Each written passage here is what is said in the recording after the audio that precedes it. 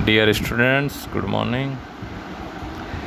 आज के इस वीडियो में हम अध्ययन करेंगे नौकरशाही का, ब्यूरोक्रेसी का। यह अवधारणा मैक्स वेबर द्वारा दी गई है। चलिए शुरू करते हैं। प्राचीन समय में एशिया, यूरोप के कई देशों एवं मौर्य साम्राज्य में भी राजा महाराजाओं की शासन पद्धति किसी न किसी नौकरशाही पद्धति द्वारा ही संचालित होती थी। प्राचीन नौकरशाही वंशानुक्रम पर आधारित थी, जिसमें अधिकारियों के न तो कोई कानूनी अधिकार थे और न ही आर्थिक सुरक्षा थी। इस प्रकार की नौकरशाही मनमानी ढंग से चलाई जाती थी। तो इससे पता चलता है कि नौकरशाही प्रारंभ से ही सरकार से जुड़ी रही है। और पुराने ज़माने में जो नौकरशाही थी वो गैर सरकारी टाइप की थी। आधुनिक नौकरशाही प्रजातंत्रीय व्यवस्था का भी अभिन्न अंग बन गई है। आज सरकार, उद्योग एवं शिक्षा सभी क्षेत्रों में नौकरशाही का वर्चस्व बढ़ता जा रहा है।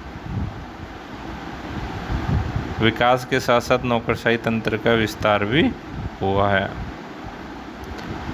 आज दुनिया में बहुत अधिक लोग अधिकारी तंत्र में नौकरी पाते हैं। नौकरशाही के संदर्भ में मैक्स वेबर ने एक आदर्श प्रारूप प्रस्तुत किया था। ये बात है 19वीं शताब्दी की। और मैक्स वेबर का मानना है कि आधुनिक प्रशासनिक व्यवस्था एवं पूंजीवादी अर्थव्यवस्था में नौकरशाही एक अत्यंत महत्वपूर्ण व्यवस्था के रूप में स्वीकार किया जाता है। अब आते हैं मैक्स वेबर का नौकरशाही तंत्र।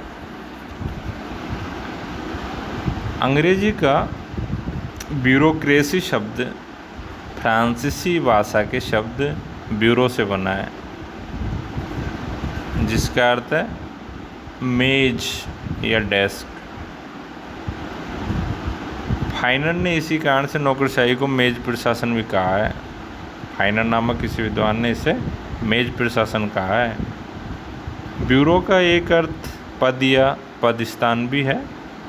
सामान्यतः नौकरशाही का अर्थ होता है अधिकारियों का शासन।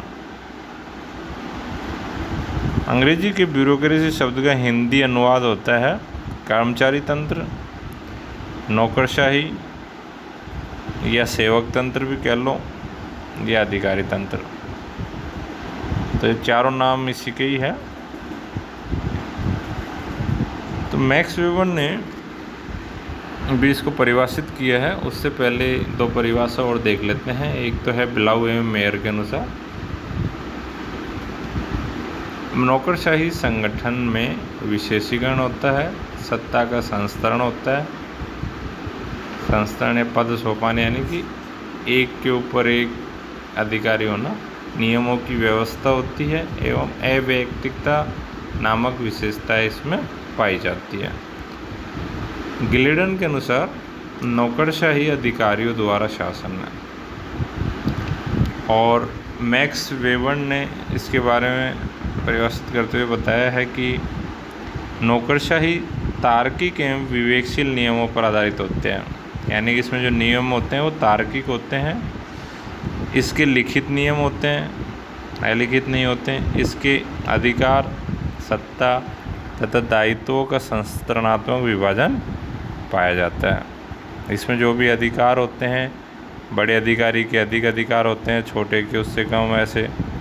और ऐसे ही सत्ता जुड़ी होती है तथा दायित्व जो होते हैं, इन तीनों चीज़ों का एक संस्तरणात्मक विभाजन पाया जाता है, जिसका उद्देश्य किसी औद्योगिक, व्यापारिक, राजनीतिक, धार्मिक, शैक्षणिक या किसी भी अन्य प्रकार के संगठन के उद्देश्यों को प्रभावशाली ढंग से प्राप्त करने के लिए किया जाता है। चाहे वो किसी प्रकार का संगठन हो, तो उसके जो उद्देश्य होते हैं ना, उन उद्देश्यों को अच्छे ढंग से प्राप्त करने के लिए इसका गठन किया जाता है। नौकरशाही में विभिन्न व्यक्तियों के कार्यों का समन्वय स्थापित किया जाता है। अलग अलग जो व्यक्ति कार्य करते हैं उन सब कार्यों का समन्वय स्थापित किया जाता है, यानी कि उनको जितना हो सके एक किया जाता है और परिणाम प्राप्त किए जाते हैं। मैक्स वेबर की मान्यता है कि नौकरशाही के पीछे तार्किक नियमों की एक व्यवस्था होती है।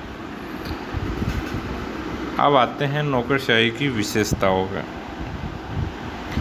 तो इसमें सबसे पहली विशेषता है प्रशासकीय नियम, यानी कि एक प्रशासकीय ढांचे में शासकीय कार्य निर्धारित नियमों के अनुसार संपन्न होते हैं। शासकीय यानी सरकारी कार्य निर्धारित नियमों के अनुसार ही पूरे होते हैं। ये नियम स्थायी होते हैं तथा निरंतर इनका पालन करने की एक व्यवस्था होती है। नियम किसी व्यक्ति विशेष को ध्यान में रखकर नहीं बनाए जाते, बल्कि किसी पद से जुड़े हुए होते हैं। दूसरी जो विशेषता वो है साधन। अधिकारी तथा अन्य प्रशासकीय कर्मचारी अपने कार्यों के संपादन के लिए प्रयोग में लाए जाने वाले साधनों के स्वयं मालिक नहीं होते हैं, बल्कि सरकारी तंत्र या व्यापारिक संगठन के द्वारा उन्हें ये साधन उपलब्ध कराए जाते हैं, जिनका प्रयोग वे नियमानुसार ही कर सकते हैं। सरकारी कामकाज और व्यक्तिगत मामले, सरकारी राजस्व और व्यक्तिगत आय एक दूसरे से पूरी तरह अलग अलग होते हैं। तीसरी जो विशेषता है वो है अधिकारियों की सीमाएं, यानी लिमिटेशंस एंड उनकी फैसिलिटी सुविधाएं।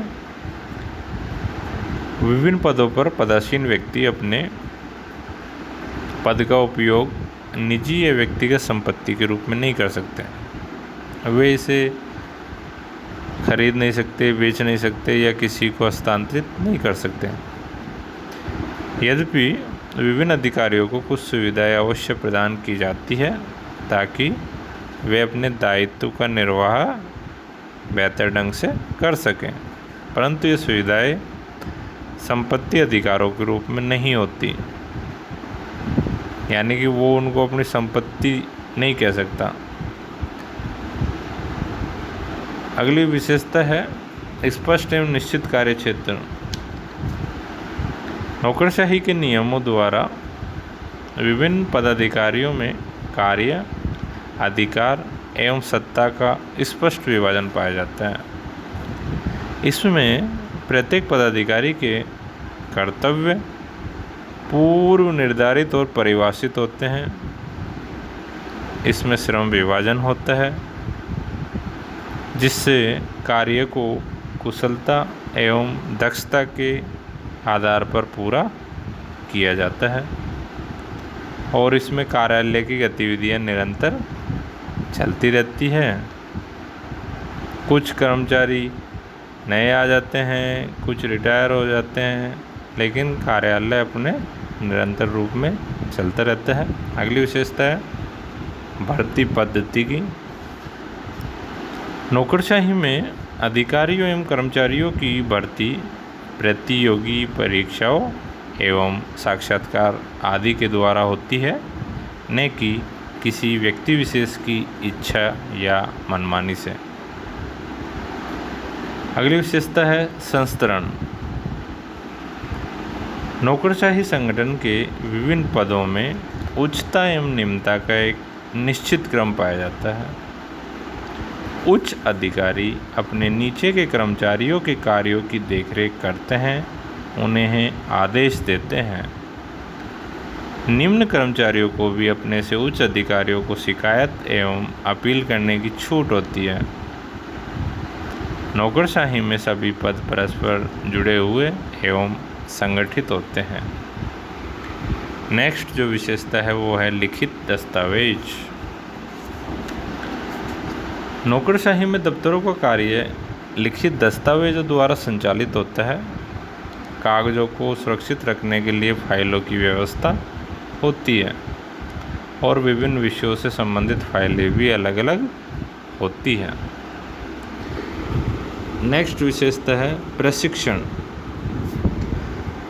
चूँकि नौकरशाही का कार्य जटिल और विशेषीकृत होता है, अतः इससे जुड़े कार्यों को सुचारू रूप से संपन्न कराने के लिए अधिकारियों को प्रशिक्षण दिया जाता है। नेक्स्ट विशेषता है पदों के एकाधिकार का अभाव। नौकरशाही में किसी भी पद पर किसी भी व्यक्ति का एकाधिकार नहीं होता, अतः आवश्यकता के अनुसार अधिकारियों के स्थानांतरण भी किए जाते हैं। दक्षता से कार्य करने पर पदोन्नति एवं निर्धारण कार्यों एवं नियमों की अवहेलना करने पर पदोन्नति भी की जा सकती है। यानी कि अच्छा कार्य करते हैं तो प्रमोशन हो जाता है, और घटिया या ख़राब क्वालिटी का काम करते हैं, नियमों की अवहेलना करते हैं तो डिग्रेडेशन हो जाता है, पदोन्नति, डिमोशन। नेक्स्ट है नौकरशाही में अधिकारियों की विशेष स्थिति होती है।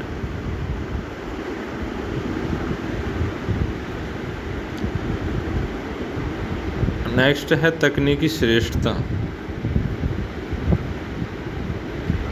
वेबर के अनुसार इस नौकरशाही प्रकार का संगठन प्रशासन के अन्य सभी प्रकारों से तकनीकी दृष्टि से श्रेष्ठ होता है। ठीक उसी प्रकार जिस प्रकार मशीन द्वारा उत्पादन अयांत्रिक तरीकों द्वारा उत्पादन से श्रेष्ठ होता है। कहने का तात्पर्य है कि प्रशासन के अन्य तरीकों की तुलना में नौकरशाही तंत्र अधिक सफल है। नेक्स्ट है सुविचारिता एवं कार्यकुशलता। वेबर ने इस बात पर भी जोर दिया है कि जब एक व्यक्तिगत मामले को ध्यान में रखकर निर्णय लेना होता है तब नौकरशाही बाधा उत्पन्न करती है।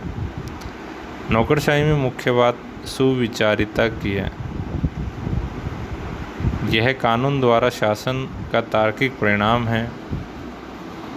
नियमों द्वारा निर्देशित प्रशासन में यदि नियमों की जानकारी है तो निर्णय भविष्यवाणी किए जाने योग्य होने चाहिए।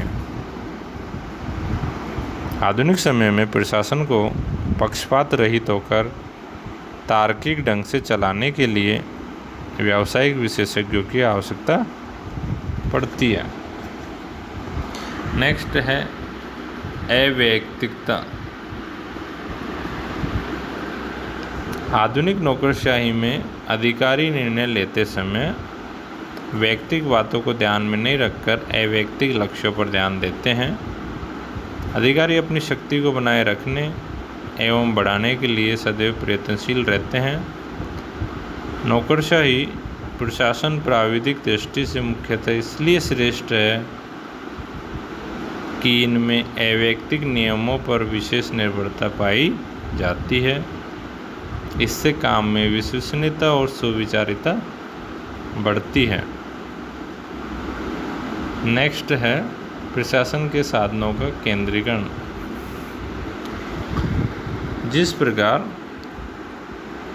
मार्क्स ने कहा उसी प्रकार वेबर ने भी कहा कि केंद्रीकरण की यह प्रक्रिया न केवल अर्थव्यवस्था में बल्कि सरकार, सेना, राजनीतिक दल, विश्वविद्यालय आदि में क्रियाशील है।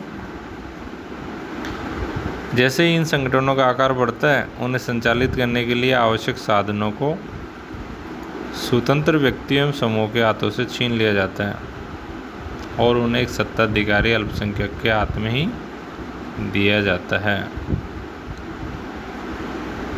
नेक्स्ट है दक्ष व्यक्तियों द्वारा प्रशासन।